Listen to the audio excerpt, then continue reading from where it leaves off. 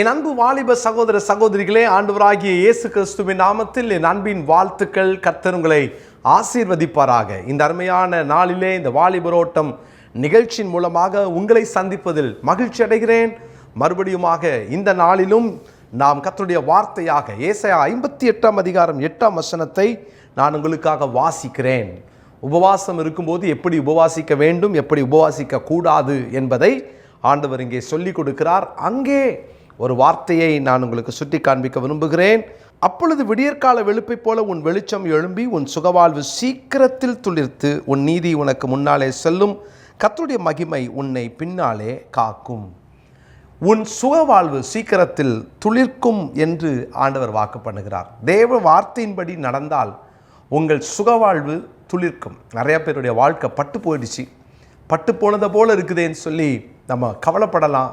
சோர்ந்து போகாதீங்க. பட்டு போன உங்களுடைய வாழ்க்கையை திரும்ப கட்டி எழுப்ப கர்த்தர் வல்லவராக இருக்கிறார். பிரியமானவர்களே, ஆண்டவர் இந்த நாளிலும் கூட உங்களுடைய தனிப்பட்ட ஜீவியத்திலே காணப்படுகிற எல்லா பட்டு போன காய்ந்து போன அனுபவங்களையும் மாற்றட்டும். உங்கள் ஆவிக்குரிய வாழ்க்கையில் ஒரு செழிப்பில்லாத ஒரு வறண்ட நிலை காணப்படலாம். தேவன் உங்கள் ஆவிக்குரிய வாழ்க்கையும் செழிப்பாக்க விரும்புகிறார். ஆவிக்குரிய வாழ்க்கையில் செழிப்பு ரொம்ப அவசியம். உலக வாழ்க்கையில் செழிப்புக்காக நம்ம நிறைய நேரம் அப்படிப்பட்ட செய்திகளை கேட்டால் நல்லா இருக்கும்னு நினைக்கிறோம். ஆவிக்குரிய செழிப்பையும் கற்றுக்கொள்ளுங்கள். உங்களுக்கும் தேவனுக்கும் உங்கள் உறவு பசுமையாக இருக்கணும். உங்கள் சுக வாழ்வு அப்படி துளிர்க்கட்டும். பிரியமானவனே, உன் ஆத்மா வாழ்வது போல நீ எல்லாவற்றிலும் வாழ்ந்து சுகமாக இருக்க வேண்டுகிறேன் என்று யோவான் எழுதுகிறார் அல்லவா? அப்படி உங்கள் ஆத்மா வாழ்ந்திருக்கட்டும்.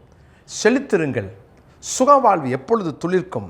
தேவ சமூகத்திற்கு செல்ல கற்றுக்கொள்ளுங்கள். தேவ சமூகத்தை மறந்துடாதீங்க. தேவ சமூகத்தில் வைக்கப்பட்ட கோல் தான் துளிர்விட்டது. இரண்டாவது, தேவனுக்கு காத்திருக்கிற கோல் தான் துளிர்விட்டது. தேவ சமூகத்தில் செல்வது மாத்திரம் அல்ல, அவருக்காய் காத்திருப்பது. அவருக்கு காத்திருக்கிற பிள்ளைகள் வெட்கப்பட்டு போவதில்லை என்பதை வேதம் நமக்கு கற்றுக் கொடுக்கிறது. பிரியமானவர்களே, ஆண்டவருக்கு காத்திருக்க பழகுங்க. தேவனுக்கு காத்திருப்பதில் முன்னுரிமை கொடுங்க. அது அவசியம். இந்த நாளிலே இன்னொரு வார்த்தையை நான் உங்களுக்கு காண்பிக்க விரும்புகிறேன். என்னாகமம் 17 அதிகாரம் 10 வசனத்தை நான் வாசிக்கிறேன். அப்பொழுது கர்த்தர் மோசேயை நோக்கி, ஆரோனின் கோல் அந்த கலகக்காரருக்கு விரோதமான அடையாளமாகும் பொருட்டு அதை திரும்பவும் சாட்சி பெட்டிக்கு முன்னே கொண்டு போய் வை. இப்படி அவர்கள் எனக்கு விரோதமாய் முறுமுறுப்பதை ஒழிய பண்ணுவாய், அப்பொழுது அவர்கள் சாக மாட்டார்கள். அங்கே ஆண்டவர் மோசேயை நோக்கி என்று வாசிக்கிறோம். முதல் வசனமே, பின்பு கர்த்தர் மோசேயை நோக்கி. கவனிச்சு பாருங்க, ஆண்டவர் சொல்லுகிறதை மோசேயை செய்கிறார். 10 வசனம், கர்த்தர் மோசேயை நோக்கி. 11 வசனம், கர்த்தர் தனக்கு கட்டளையிட்டபடியே மோசே செய்தான். அப்போ do what he says, என்ன சொல்லுகிறாரோ அதை செய்யுங்கள். உங்கள் கோல் துளிர்க்கணும் அப்படின்னா அவருக்கு கீழ்ப்படியுங்கள். அவருக்கு கீழ்ப்படியுங்கள். எல்லாரும் மாம்சத்தோட போராடுறாங்க. ஏன் ஆரோன் மாத்திரம் தானா? நீ எப்போ பார்த்தாலும் ஆரோனை கூப்பிடுற, ஆரோனை நீங்களும் தான் சாட்சியின் கூடாரத்துக்குள்ளே போகிறீங்க, ஏன் எங்களை நாங்களாம் இல்லையா அப்படின்னு பயங்கரமான ஒரு கலகம் ஏற்படுகிறது. யாருக்கு? லீடருக்கு எதிராகவே இவர்கள் எழுப்பிட்டாங்க. கர்த்தர் சில நேரம் சிலரை பயன்படுத்துவார், சில லீடர்ஷிப்பில் வைக்கிறார். அப்படின்னா நீங்கள் காத்திருங்கள். ஏற்ற காலத்தில் உங்களை உயர்த்தும்படி அவருடைய பலத்த கைக்குள் அடங்கியிருங்கள். அவர் உயர்த்துவார். ஆனால் அந்த நேரத்தில் நாம் கற்றுக்கொள்ள வேண்டிய ஒரு பாடம் என்னென்னா, அவர் சொல்வதை செய்ய தீர்மானியுங்கள். அவர் சொல்கிறத நிறைய நேரம் நம்ம செய்கிறதில்ல. அவர் சொல்வதை எல்லாம் கேளுங்கள். அதனால தான் கானாவூர் கல்யாண வீட்டில் பெரிய அற்புதம் நடந்ததற்கான காரணத்தை யோவான் சுவிசேஷம் 2 அதிகாரத்திலே நாம் பார்க்கிறோம். அங்கே மரியாள், இயேசு கிறிஸ்துவினுடைய தாய், அங்கே அவருடைய வேலைக்காரர்களுக்கு சொல்லுகிற மிக முக்கியமான வார்த்தையை நீங்க பாருங்க. அவர் உங்களுக்கு என்ன சொல்லுகிறாரோ அதன்படி செய்யுங்கள் என்றால். 2 அதிகாரம் யோவான் சுவிசேஷத்தின் 5 வசனம், அவர் உங்களுக்கு என்ன சொல்லுகிறாரோ அதன்படி செய்யுங்கள். அவருடைய மகிமை வெளிப்படணுமா, உங்க கோல் துளிர்க்கணுமா, சொல்வதை செய்யுங்கள். அவர் சொல்லிட்டாரா, கீழ்ப்படிங்க. பல நேரங்களில் தேவன் நம்மோடு கூட பேசுகிறாரா என்றால் நிறைய பேர் சொல்றாங்க, என் கூட பேச மாட்டேங்கிறார். தேவன் பேசுவதற்கு அடித்தளம் வேத புத்தகம். வேதத்தை தாண்டி உங்கள் கூட ஆண்டவர் பேசணும்னு தயவுசெய்து எதிர்பார்க்காதீங்க. பேசுவார். நமக்குள்ள ஒரு இன்ஸ்பிரேஷன் வரும். ஆண்டவர் பேசுவார். ஆடிபிளாக சத்தம் கேட்கும், பேசுவார். இதெல்லாம் எப்போ நடக்கும் தெரியுமா? பேசிக்காக கர்த்தருடைய வேதத்திலிருந்து அவருடைய வார்த்தையிலிருந்து பேச நீங்கள் அனுமதி கொடுத்தால்தான், இந்த கிண்டர்கார்டன் அனுபவத்தை பெற்றுக்கொண்டால்தான் அடுத்தடுத்த லெவலுக்குள்ளே போக முடியும். நம்ம கீழே கர்த்தருடைய வார்த்தையை படிக்காமையே அவர் பேசுவார்னு சொல்லி எப்படி எதிர்பார்க்க முடியும்? வசனத்தின்படி முதலாவது அவருடைய வார்த்தையின்படி நீங்கள் அவருடைய சத்தத்தை கேட்க பழகுங்கள். ஒவ்வொரு நாளும் காலையில் எழுந்து வேதத்தை திறந்து என் கூட பேசுங்கன்னு சொல்லி ஜெபம் பண்ணுங்க. எத்தனை பேர் அப்படி பேசுகிறீங்க? எத்தனை பேர் அவருடைய சத்தத்தை கேட்பதற்காக கர்த்தருடைய வேதத்தை திறந்து நீங்கள் என் கூட பேசுங்கப்பான்னு சொல்கிறீங்க? நம்ம இன்னைக்கு அவருடைய சமூகத்தில் உட்காந்து பைபிளை திறக்க நேரமே இல்லை. அவருடைய சமூகத்தில் உட்காந்து வேதத்தை வாசிக்கிறதுக்கு நம்ம இன்னைக்கு டைம் ஒதுக்கிறதே இல்லை. அவசரமாக ஒரு 10 வசனத்தை வாசித்து மூடிட்டு போயிடும். எப்படி கர்த்தர் பேசுவார்? யோசித்து பாருங்களேன். உங்கள் கூட மிக முக்கியமான ஒரு ஆள் பேசுவதற்காக பக்கத்தில் வந்து நிற்கிறாரு, ஏதோ ஒன்று சொல்ல விரும்புகிறாரு. நீங்கள் அவருக்கு டைம் கொடுக்காம, ஐம் சாரி எனக்கு லேட் ஆகிடுச்சு, எனக்கு வேலை இருக்குது, நீங்கள் கொடுக்குற ஆலோசனைலாம் எனக்கு வேணாம், நீங்கள் கொடுக்குற ஆசீர்வாதமும் எனக்கு வேணாம், எனக்கு என் வேலை தான் முக்கியம், என் சம்பாத்தியம் முக்கியம், என் பிஸ்னஸ் முக்கியம், என் படிப்பு முக்கியம் அப்படின்னு அவர் தள்ளி விட்டு போகிறதற்கு சமம்.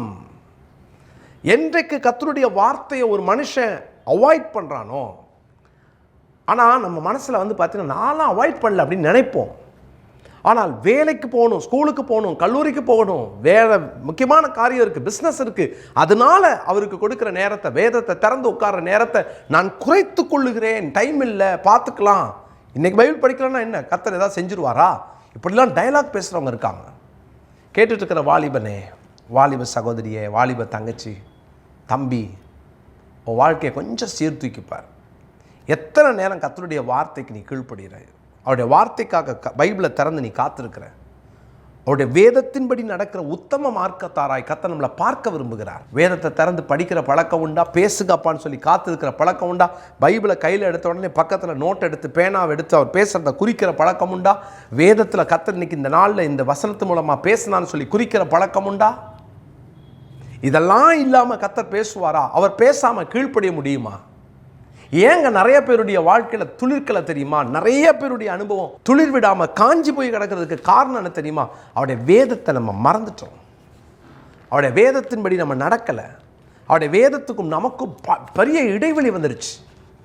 ஒரு வசனத்தை உங்களுக்கு நான் காண்பிக்க விரும்புகிறேன். ஓசியா தீர்க்கதரிசன புஸ்தகத்தின் 8ஆம் அதிகாரத்தை நீங்கள் திருப்பிக் கொள்ளுங்கள். ஓசியா 8ஆம் அதிகாரம் 12வது வசனம். என் வேதத்தின் மகத்துவங்களை அவர்களுக்கு எழுதி கொடுத்தேன், அவைகளை அந்நிய காரியமாக எண்ணினார்கள். என் வேதத்தின் மகத்துவத்தை எழுதி கொடுத்தேன், அதை அந்நிய காரியமாக்கினார்கள்.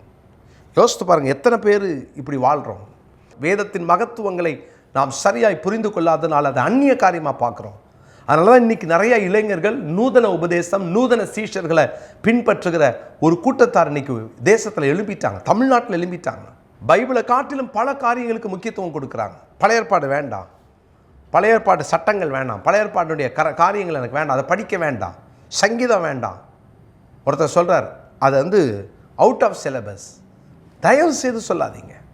வேதத்தில் இருக்கிற கர்த்தர் உங்கள் கையில் பைபிளை கொடுத்துருக்காரா? எதுக்கு கொடுத்தாரு? படிங்க. புதிய ஏற்பாடு புஸ்தகங்கள் அது அந்த சபைக்கு சொன்னார், கொரிந்து சபைக்கு சொன்னார், நமக்கு சொல்லலை. நமக்கு சொல்லலை அப்படின்னா நம்ம கையில் அதை கொடுத்துருக்க மாட்டார். நிறைய லெட்டர்ஸ் இருக்குது. எல்லா லெட்டரையும் கர்த்தர் நம்மளுக்கு வேத புத்தகமாக பரிசுத்தவான்கள் கையில் கொடுத்து இதை வேதமாக இன்னைக்கு வந்து இதை நம்ம கையில் ஆவியானவர் தந்திருக்கிறார்னா என்ன காரணம் தெரியுமா? இந்த காரியம் எனக்கு சம்பந்தம், எனக்கு அது பொருந்தும் என்பதற்காக தான் கொடுத்தார். வேதத்தின் மகத்துவங்களை அவர் எழுதி கொடுத்தார், அவைகளை அந்நிய காரியமாக மாற்றினாங்க. ஒன்று, இது எனக்கில்லை யாருக்கோ அப்படின்னு சொல்கிறது உங்கள் வாழ்க்கை துளிர் விடாமல் போயிடும், உங்கள் வாழ்க்கை காஞ்சி போயிடும். இன்னொரு கூட்டத்தை காட்டுறேன். யாத்திராகமம் 32ஆம் அதிகாரம் 19ஆம் வசனம். மோசே பாளையத்துக்கு சமீபத்து அந்த கன்றுக்குட்டியையும் நடனத்தையும் கண்டபோது மோசே கோபம் மூண்டவனாகி தன் கையில் இருந்த பலகைகளை மலையின் அடியிலே எரிந்து உடைத்து போட்டான். கர்த்தருடைய வார்த்தை, கற்பலகைகள் எழுதப்பட்ட வசனங்களை எரிந்து உடைத்து போட்டான். ரெண்டாவது, அவருடைய வார்த்தையை உடைத்து போட்டான். ஒன்று அந்நிய காரியம், நமக்கு இல்லை அப்படின்னு மாத்துறது. ரெண்டாவது, அவருடைய வார்த்தையை உடைக்கிறது. அப்படின்னு என்ன அர்த்தம்? அதன்படி செய்யாமல் அதற்கு எதிராய் செய்வது. அன்னைக்கு மோசே கோபத்தினால இதை உடைத்து போட்டான், திரும்ப போய் தேவ சமூகத்தில் அதை வாங்கிட்டு வந்துட்டார். ஆனால் இன்றைக்கும் தேவனுடைய வார்த்தையை உடைக்கிறவர்கள் எத்தனை பேர்? சொல்லுவாங்க, சட்டத்தை உடைக்கிறான், சட்டத்தை மீறுறான். ஒருவேளை இதை லிட்ரலாக எடுக்காமல் இதை கொஞ்சம் ஞான அர்த்தமாய் நான் எடுத்துக்கொண்டு வர விரும்புகிறேன். ஆண்டவர் எழுதி கொடுத்ததுக்கு எதிராக இவர்கள் நடக்கிறார்கள். அது உடைத்ததற்கு சமம். லிட்ரலாக உடைக்கப்பட்டது. நாமும் பல நேரங்களிலே கர்த்தருடைய வார்த்தைகளை கிழிக்காமல் இருக்கலாம், ஆனால் உடைத்து கொண்டிருக்கிறோம். என்னுடைய வார்த்தை சொல்லிருச்சுன்னா சொன்னது தான். கீழ்ப்படிங்க, கீழ்ப்படிங்க. நீங்கள் வேதத்தை படிக்காமல் கீழ்ப்படிய முடியாது. ஆண்டவருடைய வார்த்தையை உடைச்சது போதும். அவருடைய வார்த்தைக்கு கீழ்ப்படியாமல் முரண்டு பிடித்தது போதும். அவருடைய வசனத்துக்கு எதிராக செயல்பட்டது போதும். அவருடைய வசனத்திற்கு கண்களை மூடிக்கொண்டு நீங்கள் கீழ்ப்படியுங்க. செவி கொடுங்க. செவி கொடுத்தலே உத்தமம். உடைச்சி போட்டிருக்கீங்களோ? உங்கள் வாழ்க்கையில் கடந்த நாட்களில் அப்படி உடைச்சி போட்டிருந்தீங்கன்னா வேதம் சொல்லுகிறது மணலின் மேல் கட்டின வீட்டுக்கு சமம். நம்ம அவருடைய வார்த்தையை கேட்டும் அதன்படி செய்யாதவர்களுடைய வாழ்க்கை மணலின் மேல் கட்டப்பட்ட வீட்டுக்கு சமம். உங்கள் வாழ்க்கை அப்படி இருந்துடக்கூடாது. மணல் மேலே கட்டாதீங்க, கற்பாறையின் மேலே கட்டுங்க. அதுதான் உங்கள் வீடு நிற்கும். மூன்றாவது, இன்னொரு கூட்டத்தை நான் உங்களுக்கு காண்பிக்க விரும்புகிறேன். அவர்கள் என்ன செய்தாங்க பாருங்க. ஒன்று, வேதத்தை அந்நிய காரியமாக மாற்றினாங்க. இன்னொருவர் வேத வசனங்களை உடைத்து போடுகிறார்கள். இன்னொரு கூட்டத்தை நான் காண்பிக்கிறேன்.